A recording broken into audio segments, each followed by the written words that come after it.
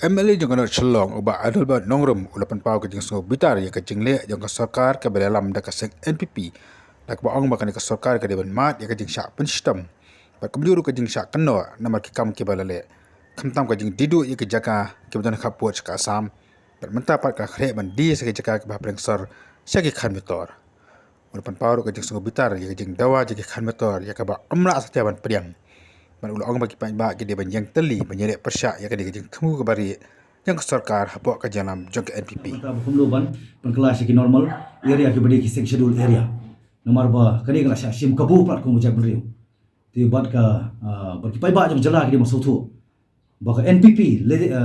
headed by NPP this present government kadai ban sim ka blame bat kadai ban mat du punishment. Nomor ka border ula dia ya kani ka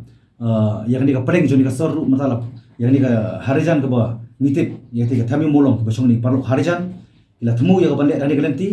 ka bangam tip ndai jing sya ka jing themu kalong good intention na ka bantaban develop iti ka area na ka bantaban di conges ya shalom but mata south nam tam kadai ga NPP government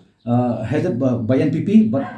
hiwai ru beran hapok NPP hidi man syam na ka blame kan lo ka jing suffer ki pa ba di congestion tanah ka daw ki bargit ki khanglti banyak naida kani ka issue baken nuweng ka bargin kemla naida baken chef fikir kemla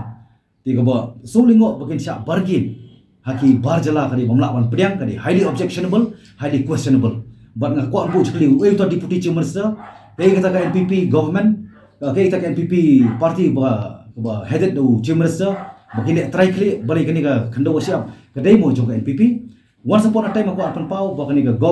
land all belong to the people. Di Denmark jing dongkam ni ai government ka numla bakan le business nani ka numla bakan su bargain ta collection great part of future generation kemudian ni harjan kin perkhat yang ta future generation ki khon ki joki ni ha perkhat ta future generation ki khon ki jongi sei kalau we joki khon ki jongi ka jaga ka puta la ka di border la ka di hapos sorru land is life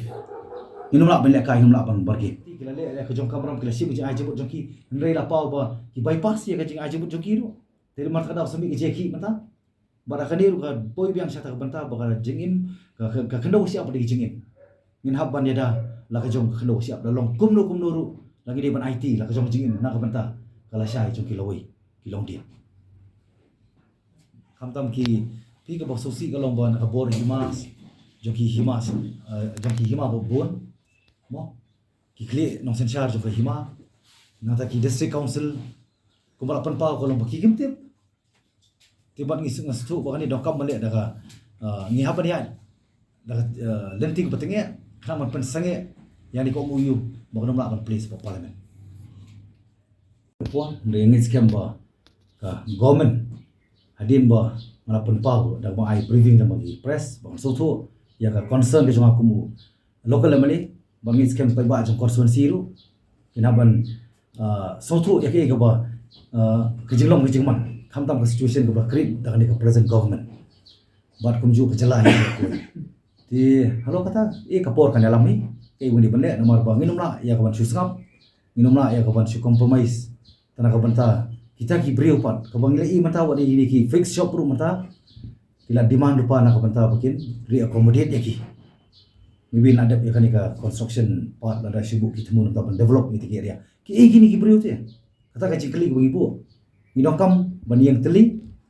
komod me ada kawan hanu ko bantaru ina ban pani na smart mo inom la asyo ban compromise is high time